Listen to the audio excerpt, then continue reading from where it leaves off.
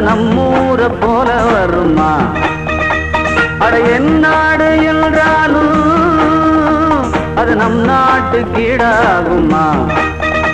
பல தேசம் முழுதும் பேசும் மொழிகள் தமிழ் போல் இனித்திடுமா? சொர்க்கமே என்றாலும் அது நம்மூர போல வருமா? அட என் நாடு என்றாலும் அது நம் நாட்டு கீழாகுமா?